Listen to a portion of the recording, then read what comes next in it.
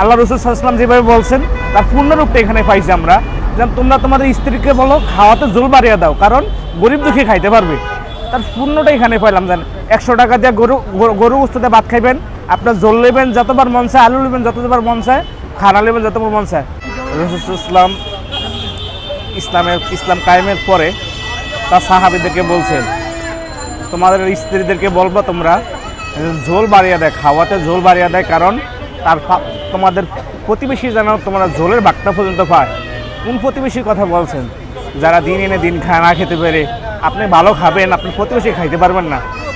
মিজান ভাই সেই উদ্যোগ থেকে, সেই লক্ষ্য থেকে হয়তো কোরআন হাদিসের কোনো আলোচনা শুনছে, ওখান থেকে হয়তো মিজান ভাই উদ্যোগ নিয়েছে, গরিব দুঃখীদের জন্য খাওয়ারের ব্যবস্থা করেছে 100 টাকার মধ্যে। আমরা জানি বর্তমান বাজারে 100 টাকা একদম স্বল্প একটা টাকা। এই টাকা দিয়ে 100 টাকা দিয়ে গরু গোস্ত খাওয়া অনেকেই অসাধ্য হয়ে যায়। অনেক গরিব দুঃখী আছে, রিস্কাওয়ালা আছে, 100 টাকা দিয়ে গরু গোস্ত, 1 কেজি গরু গোস্ত কিনতে গেলে 8 থেকে 900 টাকা দিয়ে কিনতে হয়।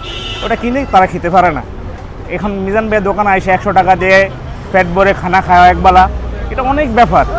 ইসলামের রাসূল সাল্লাল্লাহু আলাইহি ওয়াসাল্লাম যেমন গরিবের সাহায্য করার কথা বলছে, খাওয়ানোর কথা বলছে, এই খাওয়া ফানিতে অনেক সদগা।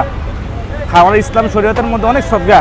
কারো পিতা মাতা মরে যায়, ইন্তেকাল করেন, গরিব দুঃখীকে খাওয়াতে গেলে এখন বড় লোক আইসা পড়ে, খাওয়াতে পারে না। কিন্তু এখানে মিজান ভাইয়ের কাছে মানুষ 10 জনের খাওয়ার টাকা দেওয়া যায়, 1000 টাকা দেওয়া যায় 10 জন গরিবকে খাওয়ানোর জন্য। 10 জন গরিব ঠিক মন ভরে মিজান ভাইয়ের হোটেলে খাইতে পারে। কিন্তু এখন যদি আপনার বাপে মারা গেল, তার সদগার জন্য, সদগা জারিয়ার জন্য আপনি খানা খাওয়াইতে যাইবেন, কিন্তু ওখানে সব বড় লোক, গরিব কোনো ইয়ে নেই।